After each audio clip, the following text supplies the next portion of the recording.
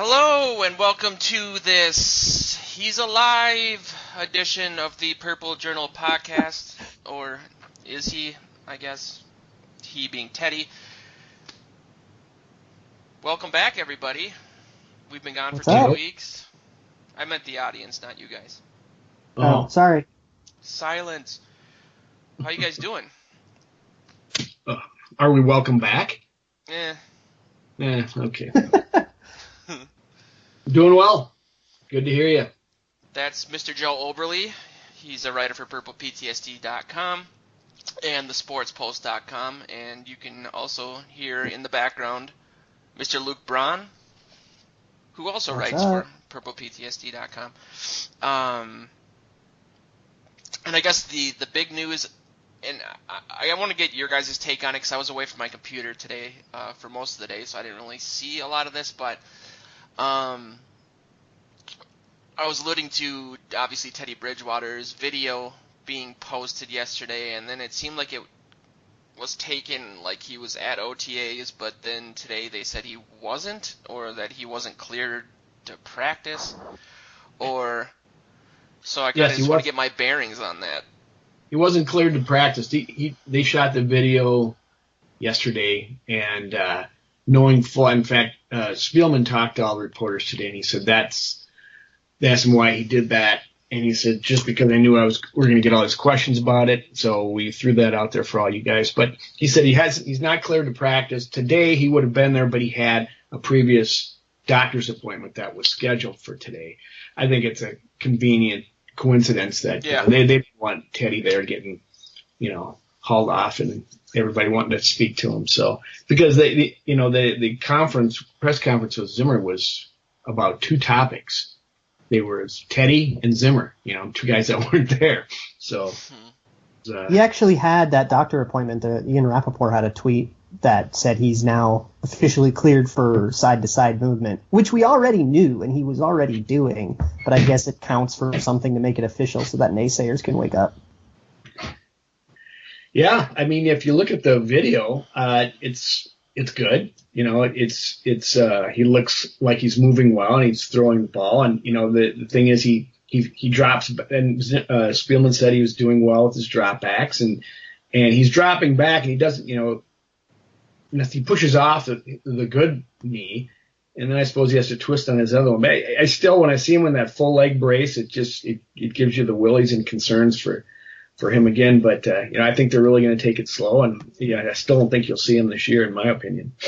Yeah, he's still got a pretty good ways to go. I don't think this video changes any. I'm super excited to see it, and I love that they're embracing that. He still is alive, and he's not. I think it finally puts to bed the ridiculous notion that some people are coming out that he would never play again, and right. But he's still got a long ways to go. Dropping back and throwing doesn't mean he's almost done in the rehab process. It was really interesting. Oh, sorry. Go ahead. I was just going to say, we already knew that he was dropping back and throwing because of the Instagram videos he would sneaky put up. So, yeah. But some people, for some reason, didn't believe in them. So I guess they can believe in this. It's interesting how all the reporters, everybody they got to talk after practice, they'd ask him a couple questions, then it was all about Teddy. What was it like having him out here? Were you excited? Blah, blah, blah, blah, blah. And to a man, they said, actually, Adam Thielen said, you guys are late to the party. We've seen this for a while now. We've seen him doing it, so it wasn't really a surprise to us, this video and everything. And very little, no one would have anything to say other than that they're just happy he's back on the field, and they're happy for Teddy, and he's working hard and all that, boilerplate stuff. So, I think it's a good sign. Definitely. How visible do you think he's going to be this year? I know a lot of people wanted him to blow the Galler horn last season a lot, which in retrospect might have taken focus off of Bradford or whatever some people said. Do you think that this was just the Vikings way of saying he's alive, he's coming along now, look, he's going to be working on this for most of 2017? I think Luke said it right. It's kind of put to rest a lot of the stuff that was out there. I think that was kind of some of their thought behind it, because the way Spielman said that, we put it out there because they knew that we'd all be asking questions. So that makes the most sense to me. Yeah. And like you said, Joe, I don't think there's very little incentive for them to bring him back outside of. And Teddy doesn't strike me as this type of guy at all, like RG3 who tried to be like AP and come back for no reason. But it's got to be he's got to be getting the itch to come back. So. Well, of course, but Sure. that's such a horrific injury. You have to be absolutely sure from a team standpoint on whether or not you want to put him. He's ready to go back out there and can defend himself and protect himself. It's I think it's going to take a long time, and there's no need to rush him back when you got how many other quarterbacks on the roster, and you've got Bradford who's good alternative if you ask me. So I don't expect to see him. Yeah, I don't think it changes much. I mean, maybe he'll come back from the PUP at some point, but he'll start the season on the PUP. His contract will toll. Wouldn't be surprised to not see him much at all this season, and still have Bradford be the guy. And then you get into 2018 and you can make a decision, and they've got a lot of time to make that decision. Definitely. Well, the other big news this week. Well, there's been some other stuff too with Zimmer's eye surgery. Actually, we should probably talk about that a little bit before we get into OTAs, since that's kind of an all-encompassing thing, just like Zimmer's eye surgery. So he hasn't been at OTAs this week either. No, he hasn't, and not planning to be. They said he's in Kentucky at his farm, and it sounds like they got him hogtied there. They assigned somebody who Spielman suspiciously, for some reason, wouldn't reveal who drove him to 12 hours to Kentucky, and and said that he's going along with it, and he said, but he's pretty bullheaded, and it sounded like they really had to convince him to do this, and he's going to get film every day. He's cleared to watch film, but he's not cleared. Basically, was what Spielman said, is that it's not cleared to be out here screaming and yelling at players and blood pressure stuff.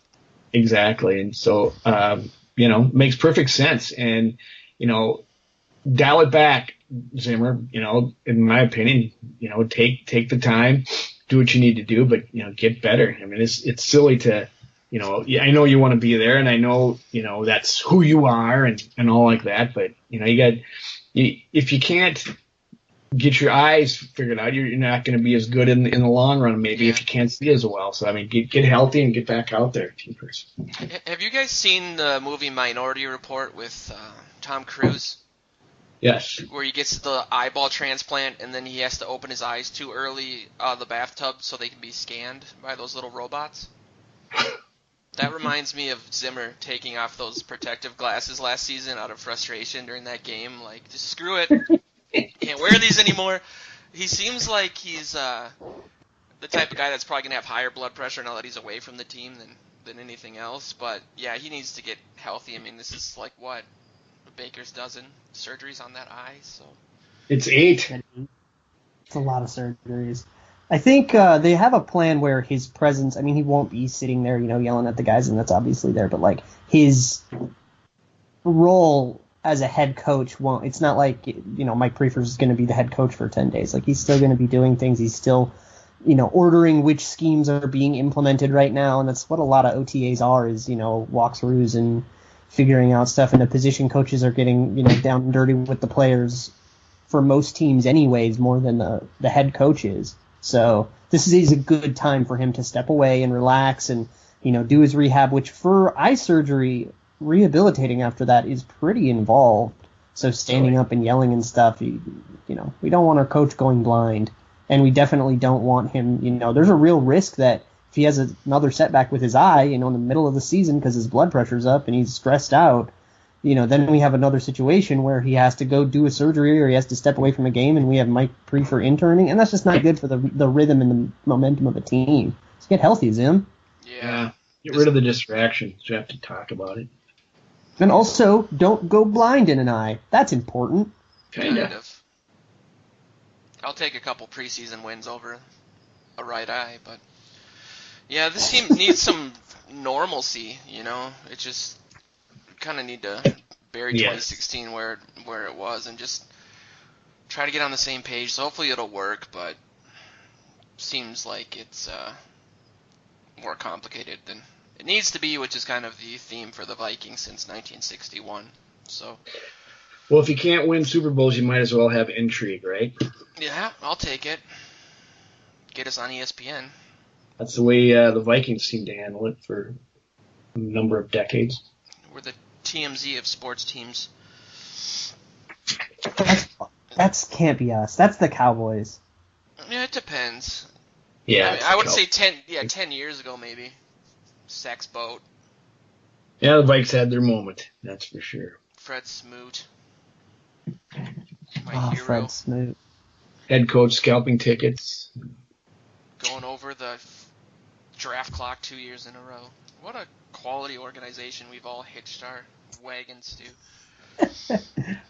Speaking of which, you guys excited about OTAs? It's like the off season's kind of over, preseason's beginning. We're getting there. There's a lot of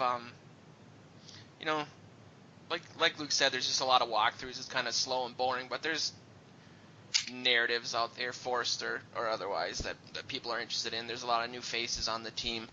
Joe, you kind of did that we just got posted on Purple PTSD and will be everywhere by the time people hear this tomorrow morning. And by everywhere, I mean 2 other places. Kind of hashing up the what's going on in OTAs this week and it was what fun you've to be seen. out there.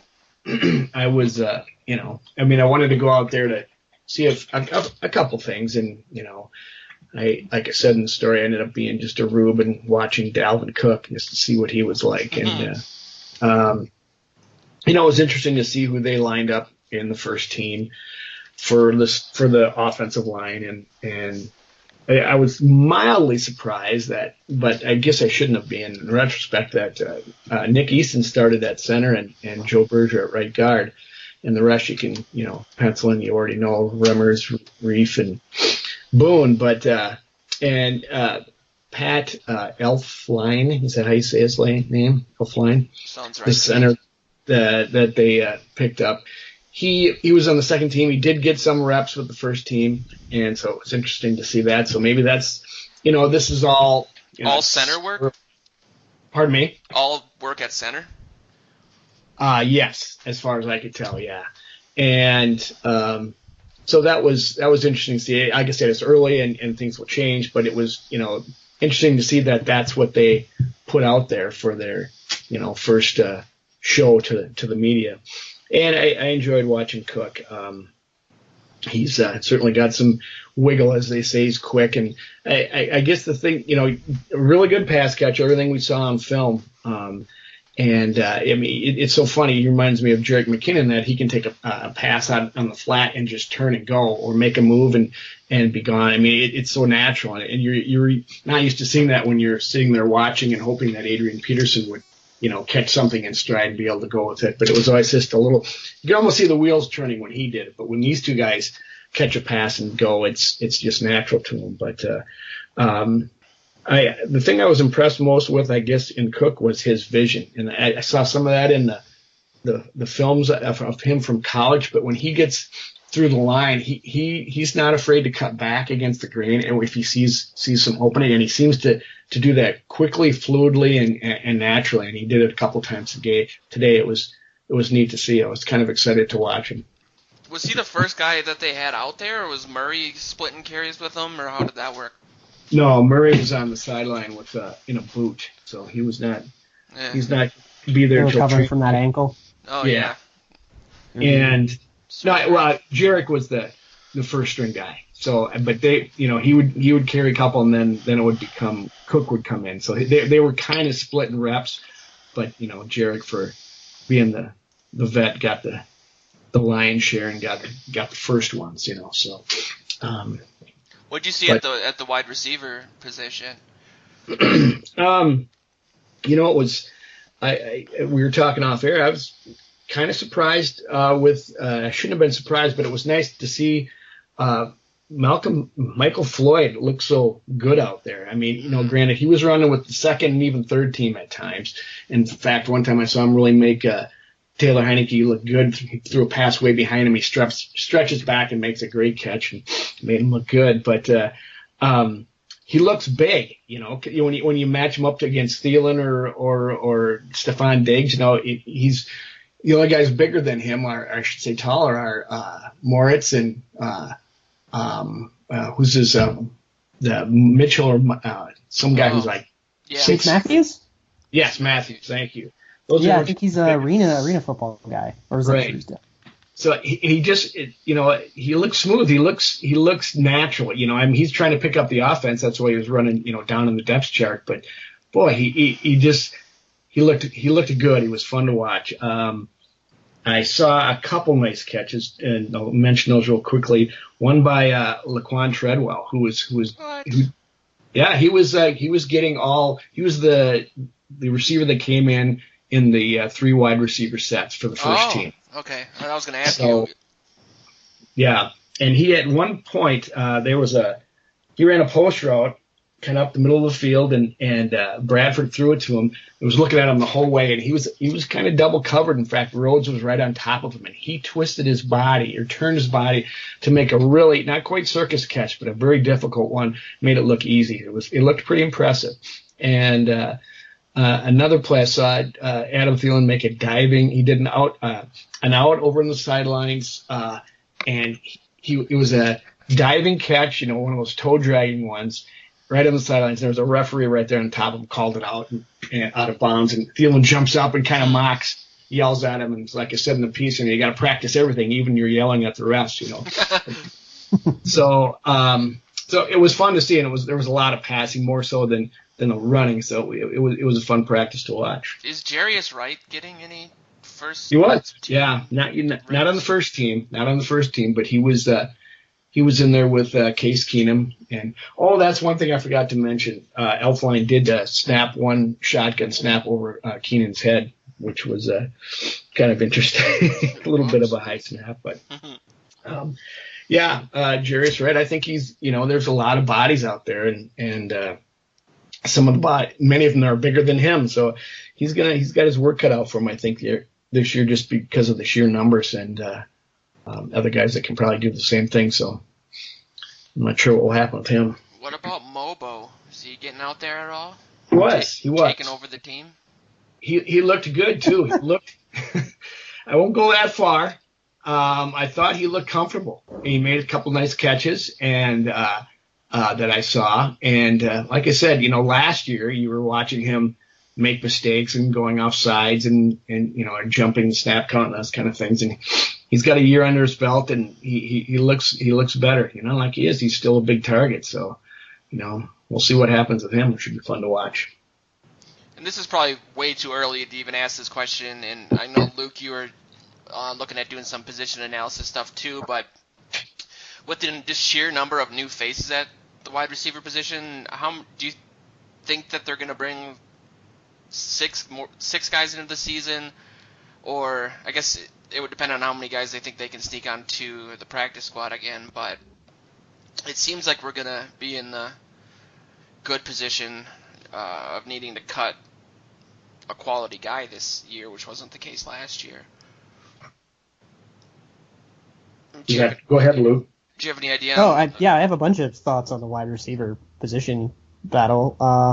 I think after you're kind of the four that are, after Diggs, Thielen, and Treadwell, those guys aren't going to get cut, right?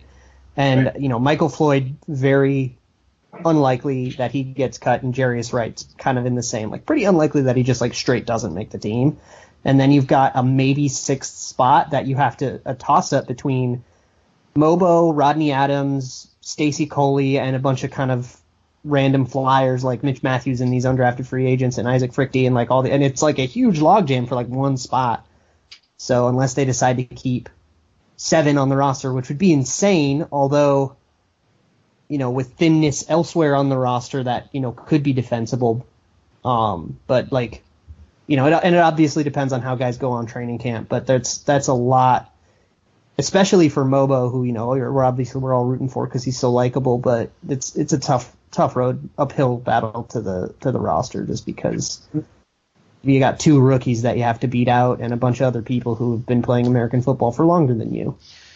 It's also that a contract will maybe come into play, especially with Jarius Wright. Didn't they sign him to a lengthy contract 1 or 2 years ago? And I don't know what the cap hit would be if they let him go with the dead cap money, but I mean that might help him as well.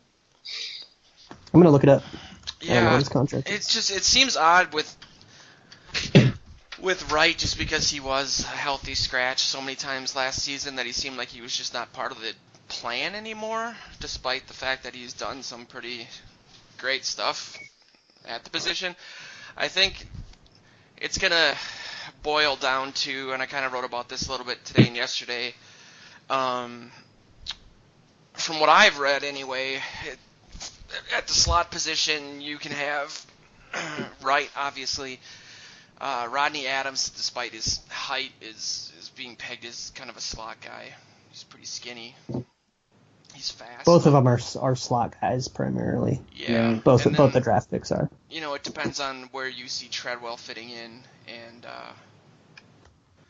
Floyd at the beginning of the season too. I mean, I can't see him taking one of the top two spots, especially with his pending suspension. So I don't know. I just don't feel like, outside of the contract thing, that Wright's. It just doesn't seem to make sense to keep him if you're not really going to use him. If you cut him this year, you take $3 million in dead cap spread out over the next 3 years. So they're all like small little chunks. 1.6 this year, 1.1 next year, and then like $500K the year after. So not exactly breaking the bank to cut him. I do think that, if Jarius Wright doesn't make the team, it's because they want to keep both Adams and Coley, because both of those guys, ended up being better slot receivers. And I mean, Jarius Wright's never going to be the main slot receiver again because Diggs is so much better at it. And now you got two rookies coming in to challenge him. So yeah, I take that back. I think he's not in the same level of as Floyd as, like, if Floyd plays the way we know Floyd can play, and if he isn't just like a total drunken mess, he makes the team. Yep. Right.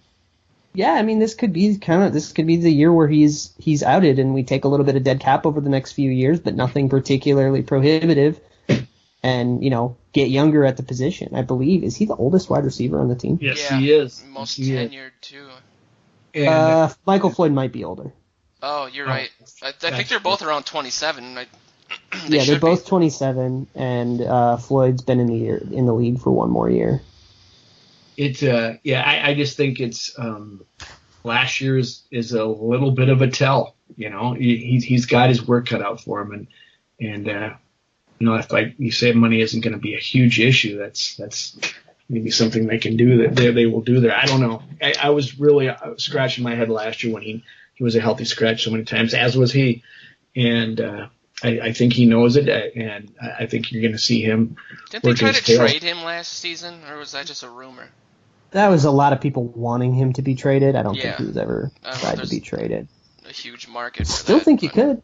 I don't know. I don't think he's bad. I think it's just the way the roster is constructed. He just kind of fell into this weird spot of, like, not being really usable. Because, Thielen, I don't think they built a roster expecting Thielen to be good, and then Thielen was good, and all this weird crap started happening. Yep. Yeah. He's going to be good again. Like, he's not going to regress. Yeah, no, I don't see this one-year wonder talk that I've been picking up on here and there.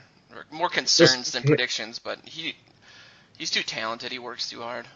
I sat in a gangbang with him today, and that's what they were kind of talking about. How you going to, get better than last year? I'm going to work on the stuff I didn't do well last year, and I've got plenty. He says the right things, but he means it. He is a grind. Tom Brady. Well, that's Tom Brady's, like, whole brand, right? Is that he's like, no, I'm never good enough, and I'm going to try. Yep. Aaron Rodgers does it too, where he's like, I'm going to try to do a thing, and you see, like, 8 years into their career, they're suddenly good at a thing they didn't used to be good at, and that's like, it's like, that's why those two quarterbacks are amazing, and Thielen's taking the same mentality, and I think it goes a little bit beyond a sports platitude. I totally agree. I touched on that when it came to the wide receiver position today, actually talking about some of the concerns about Coley or why he fell to the 7th round, and they say that he has a passion for the game issue, and I felt like that's one of the most work ethic issues. Yeah, it's like that's probably the most incongruent character trait you can have as like a wide receiver, especially with his skill set, like as a deep threat.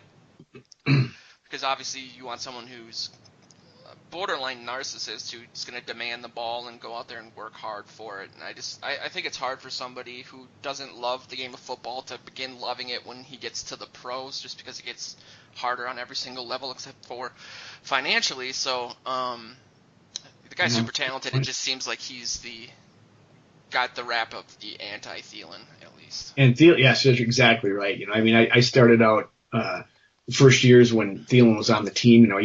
Being from Mankato, we were all excited that he came from Mankato, and you'd ask they sound silly, ask questions to me now, like, I didn't ask him literally, are you happy to be in the league or just to be here, but you kind of want to get that reaction out of him. And that went for a couple of years. And, first it was the practice squad, then it's the team. And now he has proven that he belongs here. And I think that confidence is gonna build in him, and it's gonna show it. And he's got the attitude that he knows where he came from, and so he's not gonna just rest on that. He's gonna work his tail off. He'll have a good year. Wasn't that part of his friendship with Patterson too? That Patterson had to convince him that he was worthy of the things that were happening to him, or something? If I remember that correctly, like that Thielen didn't feel like he was on the same level as like Patterson in regards to the NFL in general. Undrafted, Division II compared to a guy who was at Tennessee and for 1 year, but he was a first round pick that they traded up for. There's, I can see that where you would have that, that insecurity there. But I just remember him after a year or so when you're asking him how awesome it is to be here, and he's kind of gives you that look like, well, you shouldn't be asking that stuff. Are you asking anybody else that? Yeah, exactly. So I'm excited for him. I think he's the kind of guy that he's going to be a Zimmer guy. The kind of guy that Zimmer loves. That kind of grinder that wants to keep working or wants to be there and then work to stay there. Definitely. What do you think he could do though to improve his game? I was kind of looking at his numbers last season, and I think a lot of this is based on just how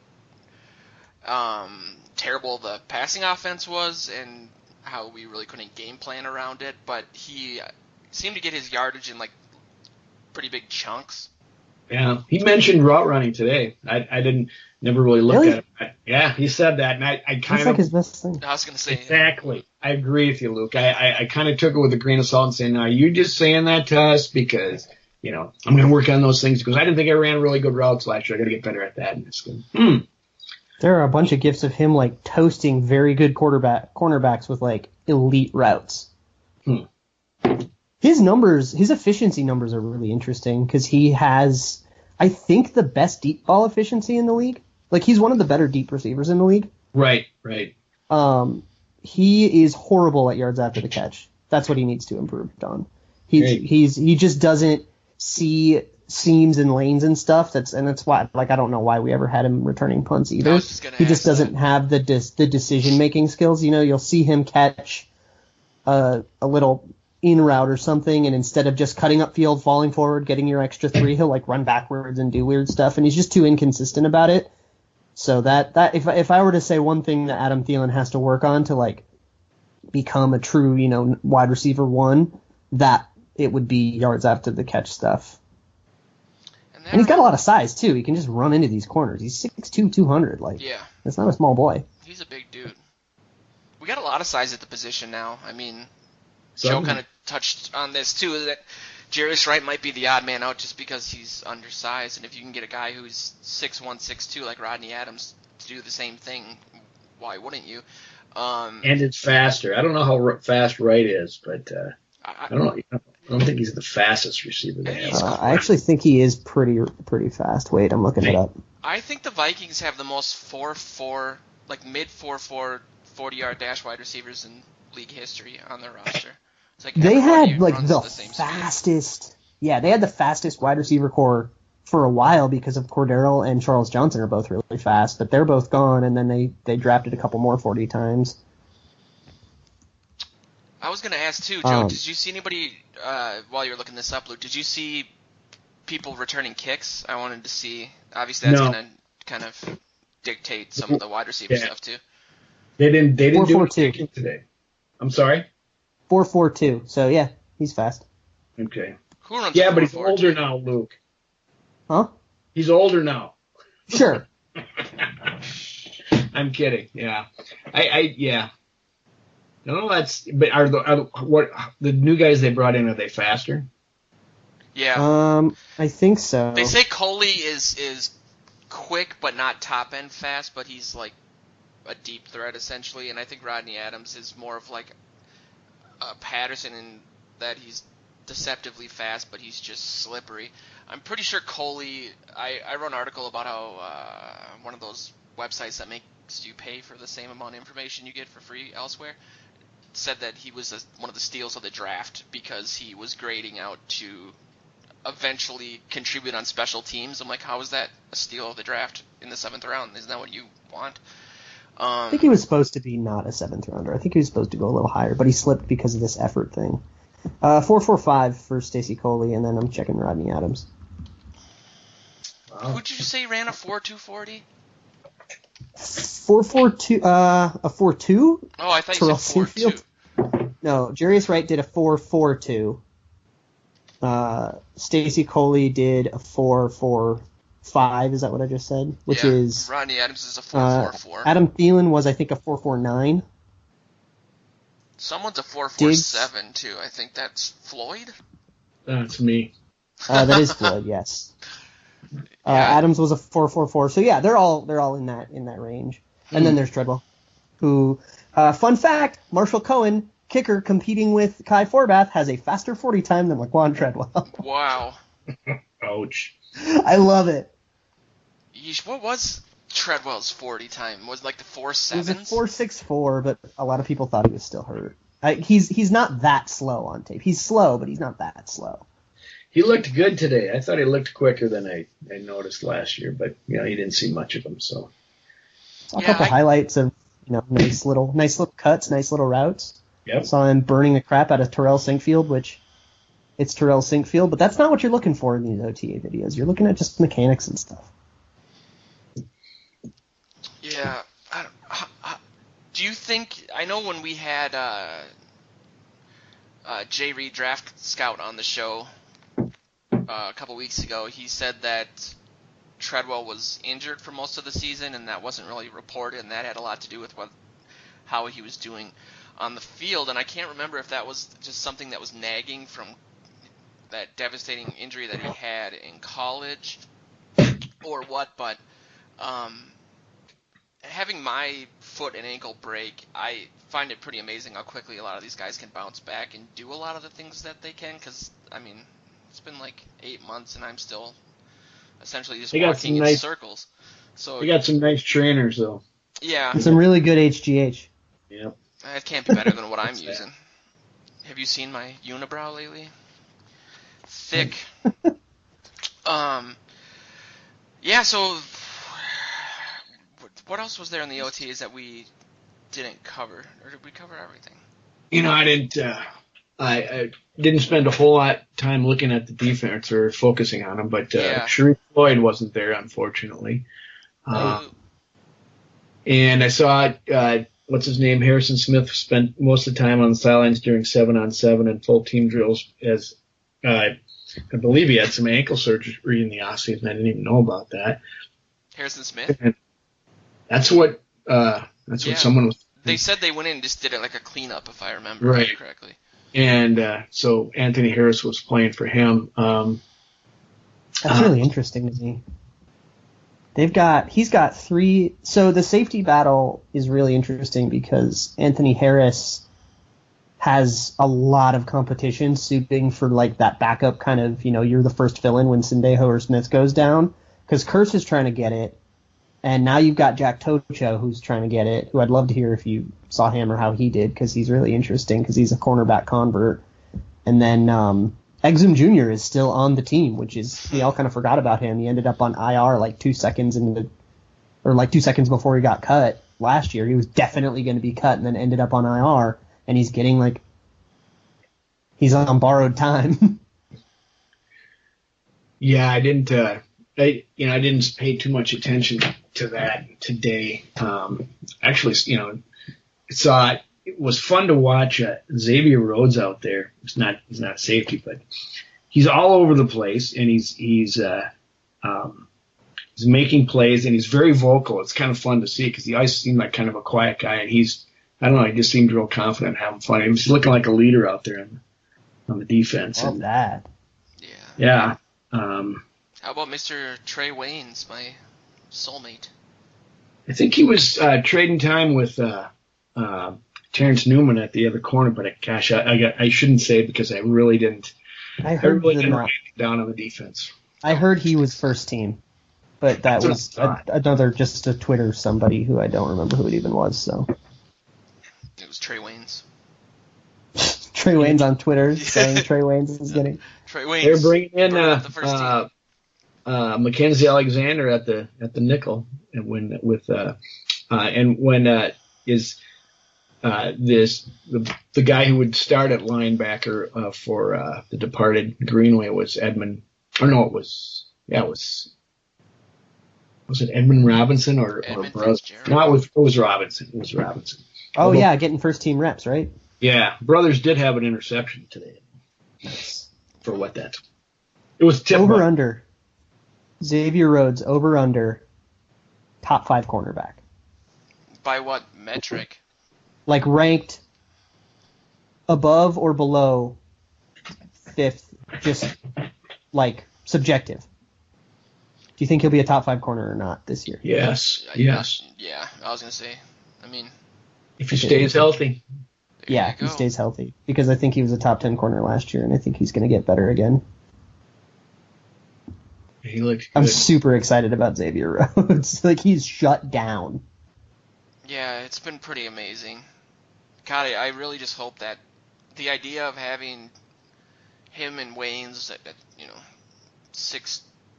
over 6 feet tall, both of them, just makes me salivate. I hope that there were spurts, especially earlier in the year last year, where it seemed like quarterbacks were picking on Waynes, rightfully so, and he was picking up a lot of flags and stuff. So I could see that. Why bother throwing it towards Rhodes if Waynes isn't improving? I'm hoping that he has this breakout year because you need that other guy over there. He cannot be a weak link, because then they will never go at Rhodes. They'll go where they can have success. So I'm hoping for Trey Waynes to really have a breakout year this year. It would really be nice. He was one of the most targeted cornerbacks, on a per snap basis of the whole league last year. So a lot of he gave up this many yards. It's because he got thrown at a lot, and that isn't that's not being thrown at a lot is also an indictment because it means that they're picking on him. Although I will say I think he was trending downward. I think as the year went on, he was getting thrown at less and less, and they just picked on him a lot in those first couple weeks. Yeah, it seemed like it, just in watching the games. I remember I don't know if they were preseason games where people were apoplectic with the unnecessary flags. I've never seen a commentator on TV say, that guy is just panicking for no reason on the field. And it was the one guy that I went out on a ledge for with my own personal credibility. Because it's all about me.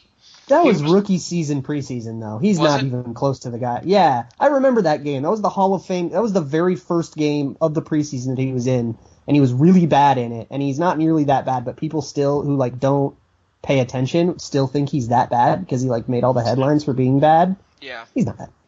I agree with you, Luke. And Joe, he's not the only guy you've gone out on a limb for. Well, I've been right. Thielen's still sweating Mobo over his shoulder, I'm telling you. He's going to dominate this season, tear this team apart. What do you think about the odds of this wide receiver group depth chart? So you got Diggs, Thielen, Treadwell, Michael Floyd, Rodney Adams, Mobo. That's, if I had to put my money on it, that's what I would say. That's what you want. That would be the one I want the most. Yeah. And I think that makes sense. Because I didn't bring this up earlier because I didn't want to get too Mo-Boey on too many shows, but to me, and I wrote this earlier in my article, just looking at like what different receivers are looking at OTAs, what they need to improve on or whatever, just random stuff. And it just didn't seem, not fair because the NFL isn't fair, but it didn't seem like it made sense for the Vikings to bring it, like to draft him in the 6th round last season and then give up after one off season. I mean, granted, there's more competition at the position, but I mean, look how much time they put into like Joe Webb, who had played at least Division II football. I don't think Coley's going to end up making the team. I think they took a flyer on him to see if he does have passion, and they'll kick the tires there. But if that's an issue with him, practice squad dude. Coley. Yeah. I mean, honestly, Momo's got another year. You could put him on the practice squad too. Yeah. So even if he doesn't show, his measurables are so amazing. I think that's totally worth it. And he said his goal is obviously to make, I think, the 53-man roster. Yes, that's what he said. Joe, is Boehringer, is that like German for Johnson and he's related to you, or what's the deal? You don't see the resemblance? My measurables? I broke my foot making a bowl of cereal, so that's all you need to know about me. Taking over, but yeah, I just think they'll give him another year. He's been here, he's gotten a chance to acclimate to the playbook. That's in that interview he did about making the team. It's like, all I do is read my playbook, so hopefully that'll help. I just want to see him get some action in a preseason game just to see what he can do against opposing talent. Just throw him a bubble screen, see what happens. Oh, by the way, just to take a step back quickly, did you see that or hear that Floyd is living with Kyle Rudolph, his college roommate? That was amazing. Chris Thomason tweeted that, and he said, with former friend and college roommate, and Kyle Rudolph was like, former friend? Oh, no. Former. That'll be great for him, though. What was really interesting, they came off the field from one drill, and Rudolph was going over to this other drill, and Floyd stopped to chat with Harrison Smith, who he also played with, and then you hear Rudolph saying, Michael, come on over here, and got him going in this drill, kind of leading his way, helping him his way around practice, find where he's supposed to be and stuff. So seems like there's definitely a support system for him there with all these known commodities on the team and friends, and it's a small thing, but just something you notice. It's like, wow, maybe he's gonna, take him under his wing and really help this guy. Maybe they think they got something good here if they can reclaim that career. But anyway, back to Mobo, Joe. No, Floyd is the new Mobo. He's dominating everything. We touched on this, but I think that there is a question mark as to why he was let go in New England. I know Luke put the theory out there a couple weeks ago that they brought him on board to practice against a Julio Jones type receiver, but that would have been weird even for Belichick's clairvoyant abilities. New England, Belichick cycles through smaller time wide receivers. He just chews them up and spits them out. I think they just signed Andrew Hawkins. He'll be on the team for 3 weeks, and then they'll pick up another. They just do that. But and plus, he seem the perfect fit for that offense? I mean, they don't have size, they don't have down the field speed. They have a bunch of possession guys, kind of like we do, but smaller. Sure, but he's not the only guy. And he also he was just coming off of a DUI and had crippling alcoholism. I think you could tell by the results of his 2016 season that his alcohol problem was getting to him.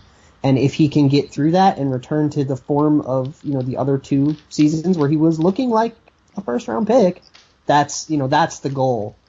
And I really do think the alcohol affected his performance. Definitely, and that was kind of my point was, I guess, I don't know, and I wrote an article about this because I'm an alcoholic myself, and one of the things they teach you in treatment is a change of scenery doesn't fix anything. It does temporarily, but then the main problem, is still there. So I was reading these interviews that he did with the Boston Globe, and he was talking about how great it was for him to be in New England because he didn't know anybody and he couldn't get in any trouble because no one was calling him anymore, and that just doesn't work for forever.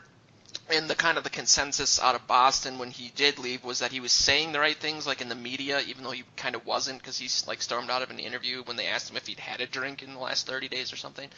But that he wasn't doing the right things. So I think that he accomplished some pretty cool stuff, like in the 3-4 weeks that he was there, that made it look like he should be on the team. But I think that they kind of sniffed out that problem was still too raw. And not that I want to opine on people's addictions or anything, but it's when it comes to the team and everything, I think it's important to see that, that's obviously such a hard thing to get over. And my point in bringing it up was just that if he's going to be in a perfect situation when there is no perfect situation for something like that, I think the Vikings are, I guess, that just with the support that he has with family and teammates and everything. So I'm rooting for the guy. I mean, he would be like a huge boon to this offense. I think he could really almost single-handedly help us get over that hump. So I'm cautiously optimistic. But yeah, me too. Yeah, having another receiver, having a guy who's deep. I mean, he's still inconsistent though, so that's yeah. And he's always had, inconsistent numbers in terms of like catching and stuff. That wasn't just last year. So there's obviously caveats. He's not AJ Green here. Like he'll just kind of be another guy, and we're gonna until we strike gold with something, or unless Rodney Adams decides to be Stephon Diggs Part 2, we're gonna be a team of some like Sam Bradford throwing to a bajillion guys. Yeah. Right. I saw a lot of throws out of the backfield to both McKinnon and Cook today from Bradford. It's not, like I said in that piece, stop the presses. I think that's going to be a bigger part of the Vikings offense this year. But it sure is exciting to see, and helps out a quarterback, especially an accurate one who can turn and sees nobody there. He can find somebody. I'm excited to see that happen, or at least to have that threat so that maybe someone else can get open downfield, but we'll see. So like 90% completions this year for Bradford? Yeah, 76 of them to running backs. I do think there's some value to not having, like, obviously it's better to have better players, but I do think there's some value to having a large multitude of options versus, like, the Bengals last year kind of had AJ Green and, like, nobody else. So you could just kind of cover it. I remember that was the Vikings for the longest time when they just had like Moss and then nobody. And it was just like, okay, so just triple Moss and you don't have to worry about anything. Randy ratio. And I think, oh my God. And I think there's something to, having multiple options. You always hear those stats late in the year about like Tom Brady's completed touchdowns to 16 different players. And, that was last year. Matt Ryan had that where he like completed a pass to like 10 different players every game. And there's definitely value to that because it's just a nightmare to defend.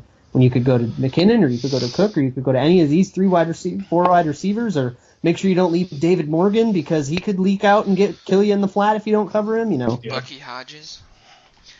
How was Bucky Hodges? I was gonna ask. I jumped in on a conversation he was having with reporters late, so I didn't get to see it. But this he looks like he's got a decent attitude. As it was kind of funny, he was talking, and Cook, who had just did his deal with the USA Today, walks by and he goes, "Buck." So there was like, right during while he's chatting up all the other reporters. So it was like this, they're both rookies, and there's, Buck might be the guy that you like because you can give grief to once in a while or something. So I don't know, kind of interesting. But I didn't really see what he was doing. He was, he wasn't first team, but they had obviously Rudolph and Morgan out there in their 2 tight end sets, for the first team. But did you see him working on any like blocking specific stuff? I know that's his big drawback. I did not. He could have been, but I didn't notice. There was other writers that did similar articles to what I. Oh, thanks, Joe. You blew it. Similar articles to what I did, just analyzing receivers, and then kind of threw Hodges into the mix just because he's such a hybrid, and just that's basically all he's going to do. I would love to see them use just him like in the red zone, Yeah, he'll never block. He's, what does JR call him? A move tight end is the phrase for it. Whereas basically like a guy he doesn't block, he doesn't, he's not like part of the run game. I actually think there's space for a third tight end or a fourth tight end on this roster because of how single focused Bucky Hodges is and how one dimensional he is. Yeah. But then you're right. You just have him go be in the red zone and go be tall and try to match him up with a linebacker and go jump over him. Kind of like Rudolph was when he joined the Vikings. He wasn't a very good blocker and definitely a decent passer. Still not the best blocker out there. Exactly. He made a nice grab today. Another one of those. The guy covering him was not tall enough, and he just kind of reached over and picked the ball off in front of the defensive back. He's got those giant hands. Yeah, very athletic play. Nice. I saw a highlight of Nick Truesdell. I think he's the arena football guy. And he's like 6'7". He's this crazy athlete, arena football tight end. I saw a highlight of him making a one-handed catch over some random person. Who was the other guy you were talking about earlier? Mitch Matthews. So I think he's he's been through practice squads and stuff and the undrafted free agent rat race of like not really ever being able to make a team, but he's got Mobo-ish measurables. Yeah. He's 6'6", but he still ran like a 4.4 something 40, and like he's like this crazy athlete person that nobody's been able to mold. So you're right. We signed him to a futures contract and see what you can do with him in training camp and see take a shot. He's only been on like practice squads. He's not the. I thought he was the arena football guy. He'd be unstoppable in arena football. Holy crap! Oh, we got size. Yeah, Truesdell position. I think That's dominated exciting. it. Things are looking up. I'm genuinely excited, and we touched on Thielen's inconsistency last year, and I think part of that. Obviously, you talked about the inconsistency in the passing game, but like Luke said, there's just so many options that the Vikings do have that it's not like you're going to have a number one fantasy receiver on the team. Yeah. You can play not very bad and then not put up numbers on this team, Like, you can still have a good game where you got open a bunch, but there's so many guys, you just didn't really get the targets, and that's fine. There's no shame in that. Yeah. As long as the team wins, and it's looking like they're on the right track. I'm pretty stoked, not gonna lie. It's not as long as your fantasy team wins, right, Joe? I thought it's long. Decided not to talk I don't like about hearing about Joe's fantasy team. It hurts me. mine or the champion. It's like us hearing about yours, because for me it's like hearing about all the Cowboys dynasty stuff, because it's like, man, my trade did that. Those were my players. You were the Herschel Walker trade. I got Herschel Walkered in a big way. And if anybody could turn a Herschel Walker trade into not a dynasty, it was me. It happens every time. I get this amazing team, and then I lose to someone like Joe, who's holding that gnome over my head every opportunity that he gets. It's on the mantle above my fireplace. Speaking of gnomes, I should probably mention that we will be hosting a party for Monday Night Football at the Parkway Theater / Pepitos. I stopped over there last Friday and met with the owners and made sure everything was on the up and up. So it's going to be pretty cool. We already have like 200 RSVPs in like 4 days. So I had to kind of dial that back a bit because I don't know how many people can actually legitimately RSVP like 4 or 5 months in advance on the internet. But people that listen to the show will obviously see that as we get closer. And everyone's invited. It's free because we can't charge money. We'll go to Guantanamo. But it should be fun. There'll be lots of booze, obviously. You got to have that. And hopefully like a taco bar and other food. And like the first, I think, 100 people that sign up, we're going to do like a tailgating thing out in the parking lot behind the theater. So there'll be VIPs too, and we'll be giving away gnomes, which is why I brought that up. So hey. It's going to be pretty cool. I'm pretty excited and or nervous about it. But yeah, I think we touched on everything. Do you have anybody we have to mention? Sponsors? Correct. We have Anderson Corporation. We should mention them. I'll get around to it. Consider them mentioned. Yeah, it's the same as a couple weeks ago. If anyone out there is looking for a job or knows somebody that's looking for a job, they are hiring out of their Bayport, Minnesota plant. That's right on the St. Croix River. It's about 20 miles east of downtown St. Paul. If you haven't heard of it, because I had never heard of it. Pays really well. You get like 4 raises the first 2 years, and you get to work in the largest window and door manufacturing plant in North America. So it's pretty cool, and there's room for advancement and career paths and whatnot too. So that's all over our site too. Give that a look on Facebook and or our website. With that though, I think we sort of covered our bases outside of the sponsors, obviously, which is my weak point. You guys want to